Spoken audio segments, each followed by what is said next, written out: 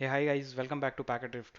Today we'll learn about the most basic fundamental concept of a computer networking, that is the address resolution protocol. So let's get started. ARP is known as the address resolution protocol used to find out the hardware address of the device from its already known IP addresses. So in a computer network, if one computer or a host want to send the any application data to other computer in a entire network, it will craft the data frame which will encapsulate the application data with the IP header and the MAC header. This IP header includes the source IP and the destination IP of the host. IP address is nothing but the 32-bit number or a 4-octet number given to computer in an entire network. So this is the unique number given to any host in the network. This can be configured manually or it can be configured dynamically to each host in the network. Ethernet header includes the source MAC and the destination MAC. MAC address is nothing but the media access control address. Media access control address or the hardware address of a computer, which is embedded into their network interface card while manufacturing it. So this is the 6-octet hexadecimal number.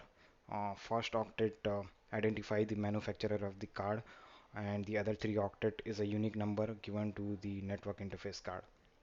So we need MAC address of the direct neighbor device to send frame from source computer to the destination computer. So the source and the destination computer can be, or a host can directly be connected, or it can be connected with each other with multiple devices in between. So let's explore the ARP process with the example. So here is a topology where hosts are connected to switch and all are in a same broadcast domain and hence in a same subnet of 192.168.0.0/24.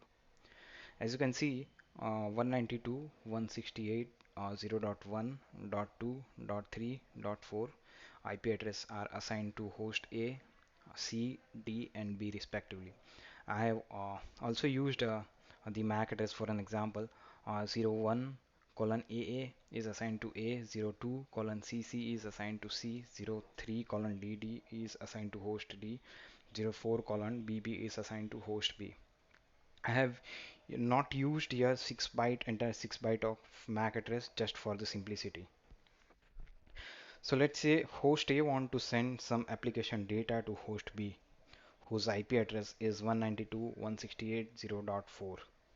So it will prepare a data frame with the source IP, destination IP, source MAC, destination MAC, and it will encapsulate the application data. So here the source IP would be host A's IP, that is 192.168.0.1. So destination and IP would be host B's IP, that is 192.168.0.4. Source MAC address would be 01 colon AA, that is host A's MAC address, and the destination MAC address should be host B's MAC address. So that is 04 BB. But to know what is the MAC address of the host B, host A will look into its ARP table, which hold the mapping between IP and its uh, correspondence MAC address. So here it will find host A found that ARP table doesn't have the destination host MAC address from its IP address. So it doesn't have the MAC address of the host B, though its IP address is already known. So here the host A will take the help of the ARP protocol, which will help to find out the MAC address of the host B from its already known IP address, that is 192.168.0.4. So host A will generate the ARP request, which will have the Ethernet header and the uh, ARP data. So here, as you can see, this is the ARP data, and this is the Ethernet header.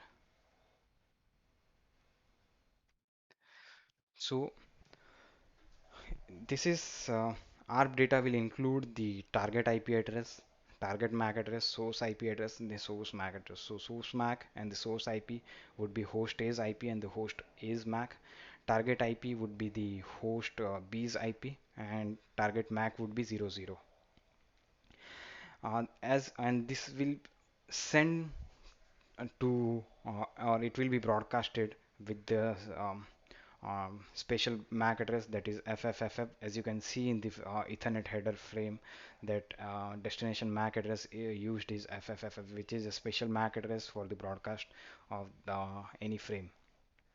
So via this ARP request, what host A is doing is it is asking for any host into the entire broadcast domain which is having to give its MAC address, which is having the IP address of 192.168.0.4. So this broadcast will be sent by the host A, and it will be received by the switch on a port 1. Now switch will see the source MAC address of the Ethernet frame in a ARP request and consult its MAC address table and note down the entry of 01AA, which is host A's MAC address with the port A. Uh, Or if host A's MAC address is already present in its MAC address table, then switch will refresh that entry. Now switch will look uh, into the destination MAC address of the frame, ARP frame, which is the broadcast MAC address. So now switch will flood this broadcast frame to all its port, which are in the same broadcast domain. Hence in our case, it will go out in a port 2, port 3, and a port 4. Host C and D will accept this broadcast frame, as it is already a broadcast, it has to accept. Um, but while looking at ARP target IP, so while looking at the ARP target IP, as you can see here, it is 192.168.0.4. It noticed that it is not intended for host C or host D. So it is not their own IP address. So it won't process it further and simply discard that frame. So while looking if but here uh, it will this nodes like host C and host D will note down the mapping of host A's IP address in its MAC address into its own ARP table. So it will create the ARP entry for host A's IP, that is 192.168.0.1, and its MAC address. Both host C and host D will create the ARP entry in their ARP table for host A. So, this is the advantage of the ARP broadcast here. So um, other nodes in the broadcast domain will get the um, source and the source IP and the MAC address of its corresponding host. So it will note down the entry of that host and its MAC table into the ARP their own local ARP table. Now host B will also accept the frame as it is broadcast, and it will further check the target IP address of ARP request, uh, where it will notice that it is its own IP address. Hence, host B will further process the ARP request, and it will not discard this ARP request from host A, and it will reply with its MAC address as requested by host A in a ARP reply packet. So we'll see how the ARP reply is uh, process is prepared and forwarded to the host A. So now here one more thing is host B will also note down the mapping of host A's IP and its MAC address, that is 192.168.0.1 will be mapped to 01 colon AA, which is the ARP entry for host A, which it came to know from the ARP request. So here host B will generate the ARP reply and will be unicast to host A, as the MAC address of the host A is already known to host B from its ARP request frame. So this reply will come to this is the actual ARP reply which was generated by the host B, which includes the Ethernet header and the ARP header. ARP header includes the source MAC, which is the host B's MAC address. source IP, which is the host B's IP address, target MAC, which is the host A's MAC address, target IP, which is the host A's IP address. And here you can see in the Ethernet header, the destination MAC address is 01 colon AA, which is the host MAC A's MAC address, and source MAC is 04BB, which is host B's MAC address. So here the ARP reply is sent to host A directly instead of the broadcast MAC address, as you can see. So the ARP request was the broadcast, but the ARP reply will be unicast to direct the host which has requested for the MAC address. So here in ARP reply, what B is saying that 192.168.0.4 is my MAC IP address, and my MAC address is 04 colon BB. This reply will come to switch port 4 here in our example. Now switch will see the source MAC address of the ARP reply, and which is 04BB 04 colon BB. It will note down the entry of host B's MAC address, that is 04 colon BB from port 4, and it will check the destination MAC address entry, which is 01 colon AA in the MAC address table, and it found it has to send on port 1. This entry was learned from the ARP request packet by switch when a host A sent the ARP request. Now host A will receives the ARP reply packet, and from this packet it will note down the MAC address of host B from sender MAC address entry of the ARP reply message, and it will note down the entry in its ARP table, which which will say that or it will bind the entry of 192.168.0.4 with the MAC address of 04 colon BB. So now once the MAC address is known of host B, its MAC address is added to actual data frame, as you can see here, as the destination MAC address is already known now. Once the ARP process is complete, ARP request host is sent and its reply got from the host B. So the destination MAC address is now known. So this MAC address will be putted into the actual data frame, which has to be sent to host B. Now this frame will be sent by host A, which is which is a unicast frame instead of broadcast now, because the host A is already knowing the MAC address of host B. So switch A will receive the frame on a port A. Now switch will look into the source MAC address, and it will refresh the it will notice that it is already in its MAC address table. So 01 colon AA was received in a port 1. Yes, it is received in a port 1. Then it will refresh that entry.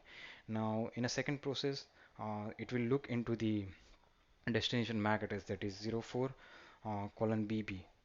So it will consult its MAC address, and it will see that for 04 colon BB send the frame on port 4. So it will send the actual data frame to the port 4, and then it will be received by computer B or a host B in our case.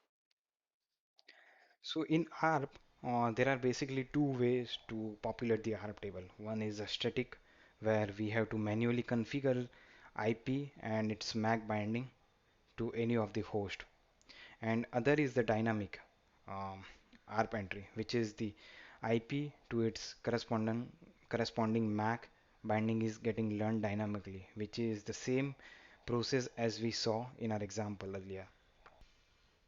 Now let's see what is actually going in the ARP packet. What are some fields available and its meaning. So this is the ARP protocol data unit. So this is sent while requesting for the MAC address or replying for the MAC address. So let's see each and every field of this protocol data unit, and that is our protocol data unit. So first is the hardware type. This indicate for which type of data link layer this ARP protocol is being used. So for Ethernet, this value would be 1. Protocol type, this shows for which protocol ARP is getting used. So it is normally getting used for the IPv4. So for IPv4, this value would be 0x0800. Address length layer 2, it indicates the length of the hardware address. For Ethernet, it is 6 byte. Address length of layer 3, this indicates the length of the protocol address. Like for IPv4, this it is 4 byte long. Then operation field, this indicates which type of operation sender will perform. If it is 1, then this is the ARP request, and if it is 2, then the sender is performing the ARP reply. Then source address at layer 2 and layer 3 is the MAC address and the IP address of the source host, which is sending the ARP request or which is sending the ARP reply. Destination address and the destination address at layer 2 and layer 3 is the MAC address of the uh, destination host, and the IP address of the destination host. So in ARP request, as we saw in our example, destination address would be 00 because it doesn't know the ARP, it doesn't know the MAC address, right? So that's why it is sending the ARP request for.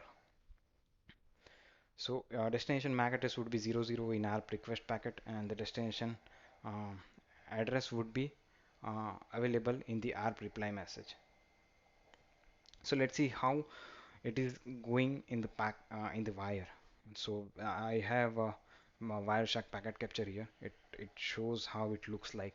So this is the Ethernet header, and then this is the ARP data here. So this ARP data includes all the field that we just saw in the ARP protocol data unit. As you can see, the operation code is 1. So this is the request.